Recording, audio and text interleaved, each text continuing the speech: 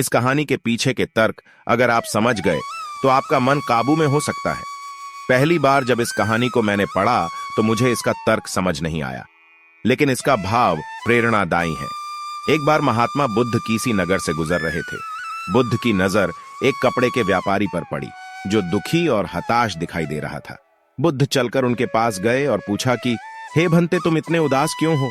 अगर तुम मुझे अपनी चिंता का विषय बताओ तो मैं तुम्हारी कुछ मदद कर सकता हूं। कपड़े के व्यापारी ने बुद्ध को प्रणाम किया और उनको अंदर बुलाया। उस व्यापारी ने कहा कि जब से मेरी पत्नी की मृत्यु हुई है तब से मेरे घर पर मेरे छोटे बेटे की देखभाल वाला कोई नहीं है, इसलिए मैं हमेशा इसको अपनी दुकान पर लेकर आ जाता हूँ।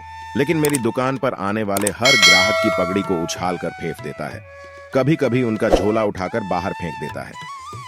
मैंने इसको बहुत समझाया, डांटा, लेकिन यह नहीं समझा। इसकी इस हरकतों की वजह से मेरे सारे ग्राहक खुद को अपमानित मानकर वापस चले जाते हैं। बुद्ध बोले, मैं तुम्हारी सहायता कर सकता हूं, पर तुम मुझे वचन दो कि मैं जो भी करूंगा तुम उसमें दखलंदाजी नहीं करोगे, ना ही कोई प्रश्न करोगे। व्यापारी बुद्ध को वचन दे देता है। अगले दिन बुद्ध एक पगड़ी पहनकर आए और एक ग्राहक की भांति आकर बैठ गए। व्यापारी का बेटा आया और बुद्ध की पगड़ी को उछाल दिया। महात्मा बुद्ध मुस्कुराए और कहा, बहुत अच्छा, जाओ उस पगड़ी को वापस लेकर आओ। वह बच्चा दौड़ कर गया और पगड़ी लाकर बुद्ध को दे दी। अगले दिन बुद्ध एक कुल्हाड़ी और एक लकड़ी लेकर आए।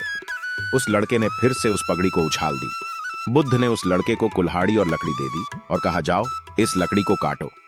व्यापारी को थोड़ा सा डर लग रहा था कि कहीं उसके लड़के को चोट नहीं आ जाए, लेकिन उसको अपना वचन याद था। 7 दिन तक महात्मा बुद्ध कोई ना कोई नया काम लेकर आते और उस लड़के से करवाते। शीघ्र ही वह लड़का भूल गया कि उसको किसी की पगड़ी उछालनी है।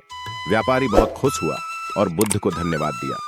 मुझे पता है कि इस कहानी का और मन के वश को कोई विशेष संबंध नहीं है, लेकिन पहले आप इस तर्क को समझ लीजिए। अगर हम अपने मन को अपने हिसाब से काम नहीं करवाएंगे तो मन अपने हिसाब से काम करेगा।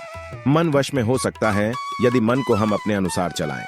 मन 2 तरीकों से, 1 मन अपने हिसाब से काम कर सकता है, या 2 मन को हम अपने हिसाब से काम करवा सकते हैं।